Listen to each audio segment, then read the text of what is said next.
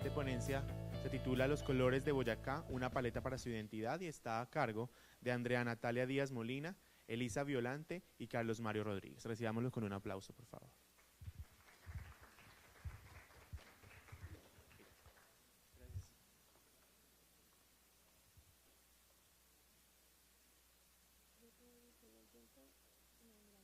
Listo.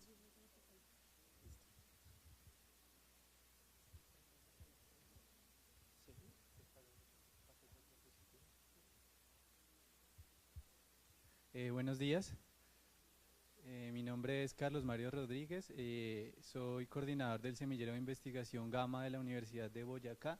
Me acompaña la arquitecta Elisa Violante, que es tutora en el Semillero de Investigación Gama, y hace parte también de esta ponencia la estudiante Andrea Díaz, que por cuestiones académicas no puede acompañarnos el día de hoy.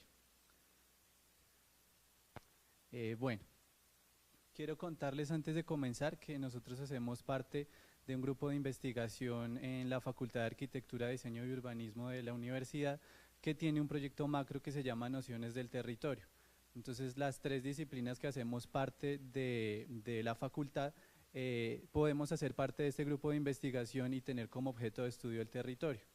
En ese sentido, hemos decidido algunos de los investigadores ocuparnos de lo que tiene que ver con el color en nuestro territorio. Algunos de los antecedentes entonces que hemos estudiado para ello ha sido pues reflexionar cómo el componente cromático de un lugar o de un territorio determinado puede ser motivo de identificar su identidad. En ese caso han surgido preguntas como ¿de qué color son las ciudades y qué incidencia puede tener el color en la identidad de un territorio? Hemos estudiado entonces básicamente tres contextos, que son el contexto espacial, el contexto temporal y el contexto cultural. En cuanto al contexto espacial, se refiere al color en el espacio físico, como podemos verlo en el paisaje. El contexto temporal, cómo el color puede caracterizar un momento especial en la historia de un lugar, y el contexto cultural tiene que ver con la relación de las personas con los componentes cromáticos de un sitio. Como antecedentes tenemos algunos estudios que habíamos desarrollado previamente. Se desarrolló primero un proyecto piloto en la ciudad de Tunja que analizó todo el componente de color en ese lugar.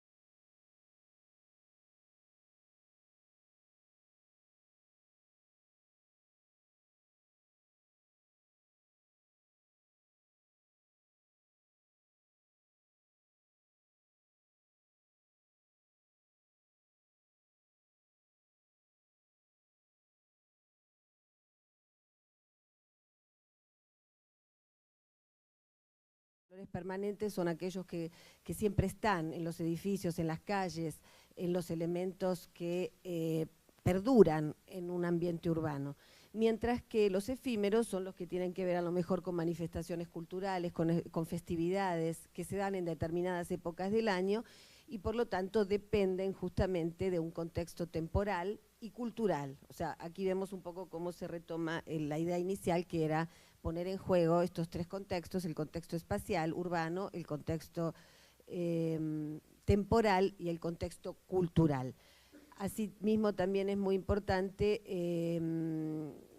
cuando se hace este estudio tener en cuenta los momentos del día, la luz, la hora, el periodo del año, etcétera, porque eso también nos comunica cosas diferentes a través de la imagen urbana, porque el color físico justamente está relacionado con la imagen urbana. Nuestro principal referente para el estudio del color físico es el colorista y diseñador Philippe Lenclos, que es un colorista y diseñador francés, que desarrolló una metodología para el estudio del color urbano basada fundamentalmente en la observación directa, como metodología, observación directa, registro fotográfico y registro gráfico de los lugares. Registro gráfico es poder dibujar, o sea, el dibujo es una herramienta muy efectiva y rápida para capturar digamos, una síntesis visual de un lugar.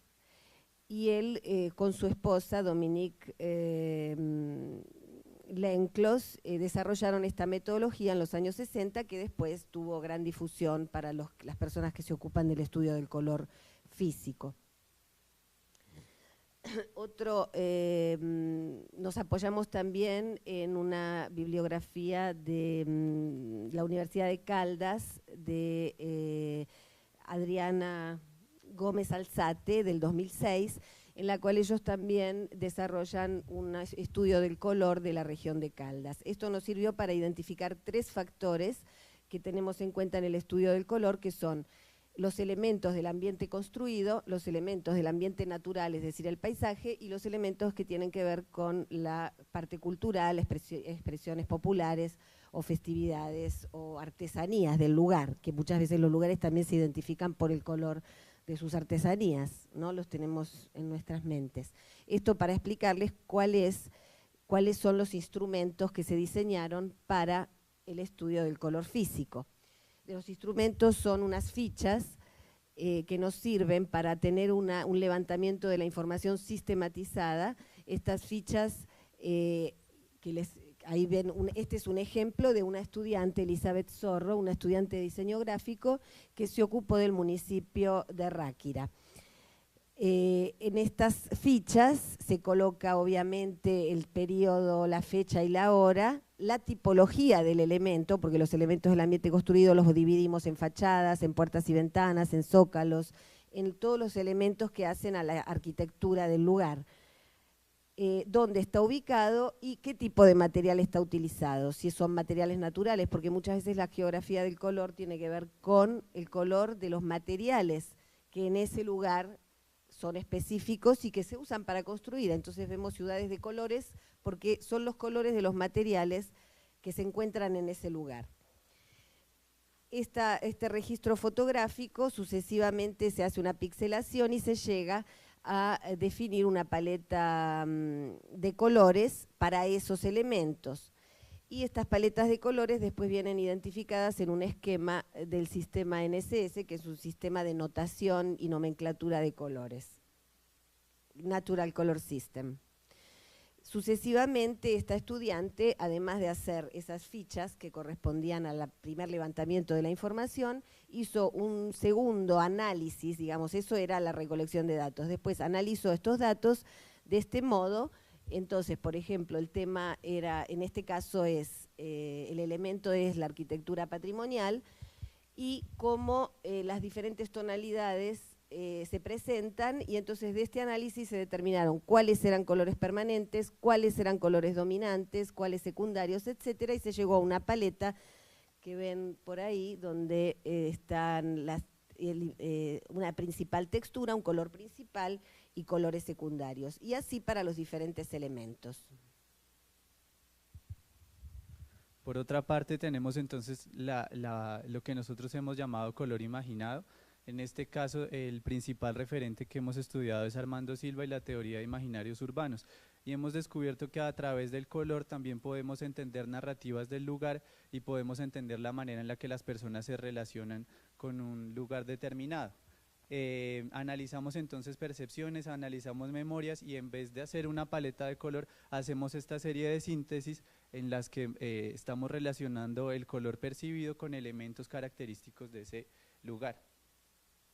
En este caso entonces nuestros instrumentos están enfocados al contacto con las personas, hacemos unos ejercicios de encuesta, también hacemos unos ejercicios de mapeo colectivo, de talleres participativos en los que las personas dibujan y empezamos a entender también el lugar a partir de esas narrativas que se gestan desde entender el color. Sucede muchas veces que se convierte el color en una excusa para empezar a describir lo que está sucediendo en el lugar, entonces deja de ser por ejemplo, verde por el paisaje, sino que el verde está relacionado con otro tipo de cargas culturales en ese sector.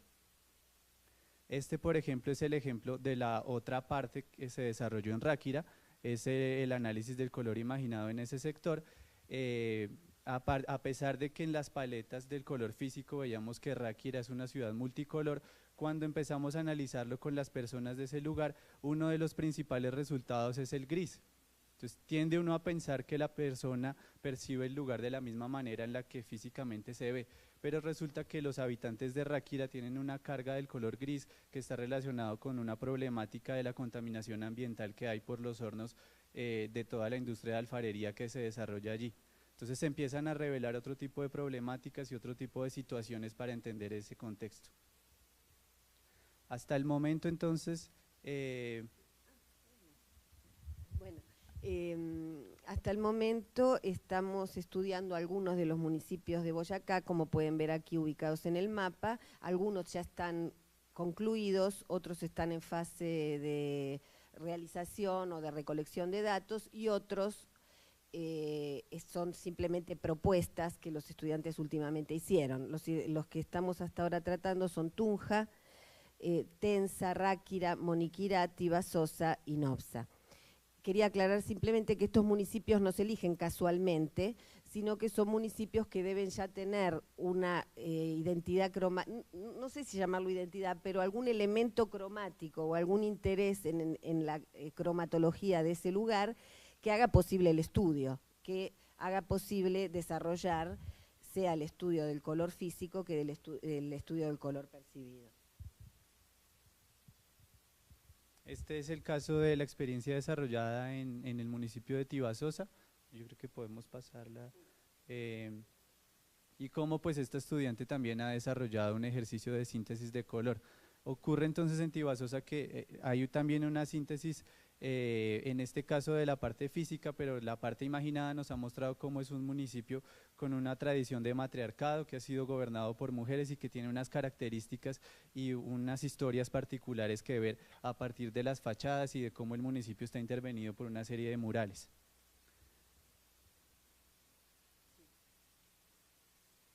En las conclusiones, entonces, hasta el momento el ejercicio se ha trabajado en duplas de estudiantes, entonces se unen dos estudiantes para abordar un municipio, cada uno con una perspectiva particular, pero el proceso se desarrolla de manera colaborativa y generalmente interdisciplinar.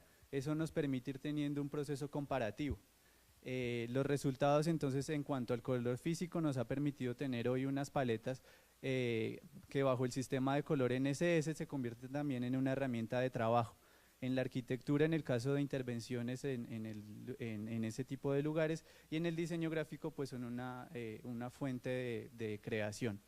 En cuanto a toda la parte del color imaginado, como les decía, se revelan una serie de narrativas del lugar, nos da paso a hablar con las personas, a poder regresar con la investigación y a generar eso que esperamos que es identificar algún tipo de identidad del municipio a partir del estudio de color.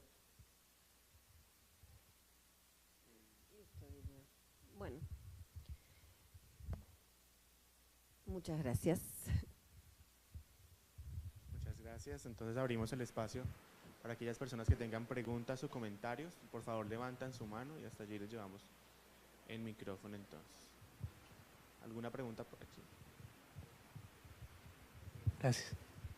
Bueno, muy buenos días. Tengo dos preguntas. Una, si hay una relación dentro de lo que han podido analizar ustedes entre ese color físico y ese color imaginado. O sea, ¿hay una relación directa entre esos dos o pueden ser totalmente distintas? Y la segunda es que, no sé si entendí mal, al principio hablaban como que tenían estudios también en otros países, estaban como haciendo trabajo conjunto. Si ya han podido identificar si efectivamente los colombianos o en particular en Boyacá somos tan particulares como tal vez imaginariamente lo suponemos, que somos así hipercoloridos y alegres y etcétera.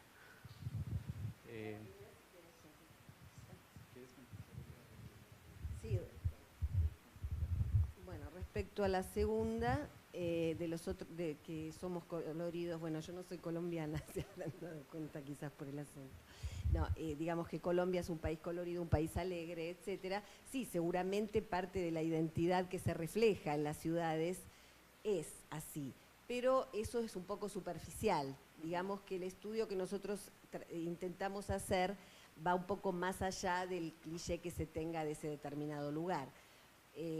Justamente por eso, o sea, digamos un estudio más sistemático que nos permite también, o lo que tratamos de hacer es saber de dónde viene ese color, es decir, hay estudios de color más filológicos que se refieren a cómo fue la historia de ese lugar, cómo surgió. Por ejemplo, en Italia hay muchos estudios, por eso la investigación que hicimos con el Politécnico de Milán justamente se refiere a eso, a el color en la ciudad histórica, es decir, el color de las ciudades o de los ambientes urbanos puede surgir por querer volver al origen o simplemente por querer caracterizar ese lugar con un color, como es el caso de Ráquira, que los colores de Ráquira no son históricos, pero son colores y la gente finalmente identifica a Ráquira por el multicolor.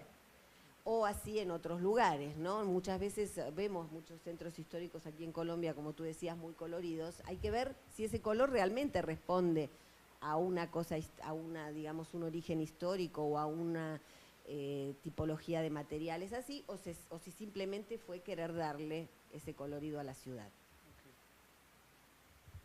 Bueno, y en cuanto a la primera pregunta, la que tiene que ver con los colores imaginados, sobre todo tiene que ver con las dinámicas y con las maneras en las que las personas se relacionan con ese sitio en particular. Hay una categoría dentro de ese estudio que nosotros llamamos colores ideados, porque el color deja de entenderse como concepto en sí mismo y se vuelve como una excusa para decir otras cosas. Entonces en Tunja, por ejemplo, hay una serie de resultados que son bastante interesantes. La Plaza de Bolívar de Tunja es un lugar muy, muy frío, ¿sí? Pero cuando hacemos los ejercicios de dibujo y cuando hacemos los ejercicios de mapeo, la Plaza de Bolívar siempre está con colores cálidos, pero es más por la manera en la que nos relacionamos con ese sitio, porque es un lugar muy importante en la ciudad, porque lo entendemos así, porque es donde nos encontramos, porque pasan muchas cosas ahí. También sucede que empiezan a haber una cosa que nosotros llamamos colores ideados. Por ejemplo, decir que la ciudad es del color del chanchullo, ¿sí? Porque hay una cosa de corrupción, unas cosas ahí. Decir que es del color del amor o del color de la historia. Entonces empiezan a haber unas cosas subjetivas de la manera en la que las personas la entienden. Sucedió en Ráquira el caso de que nos sorprendió bastante, por eso quisimos ponerlo en la presentación, que es una ciudad multicolor a simple vista para el turista, pero que la persona que vive ahí la percibe gris, ¿sí? Porque hay toda una problemática relacionada con la contaminación. Entonces eso nos da paso para empezar a hablar de otras cosas, para empezar a entender otras dinámicas y otras nociones del territorio, que es finalmente nuestro proyecto macro. Gracias.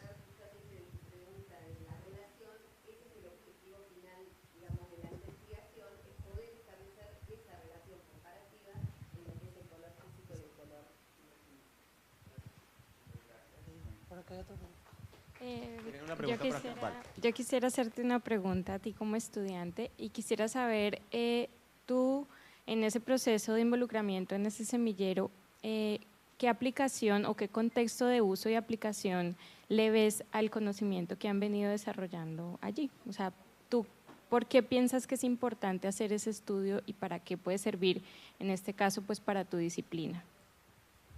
Bueno, inicialmente, sobre todo para reconocer esas características particulares que tiene nuestro territorio. todo el proceso comenzó en un proyecto de jóvenes investigadores que se desarrolló en la ciudad de Tunja, ¿sí? En ese proyecto el principal motivo era la percepción negativa que existe en relación con la ciudad. Los mismos tunjanos no queremos nuestra ciudad y hablamos mal de ella. Entonces era una manera de reconocer qué tipo de riqueza podemos entender también de nuestra ciudad. Entonces ver que existen sí cosas negativas, pero que también podemos encontrar cosas positivas y que pensar en lo local, pensar en nuestro contexto, no necesitamos irnos a Nueva York para hacer una investigación interesante, sino que en nuestros municipios, en nuestra ciudad, en donde vivimos también hay una serie de elementos particulares y que son muy interesantes de ver desde el diseño.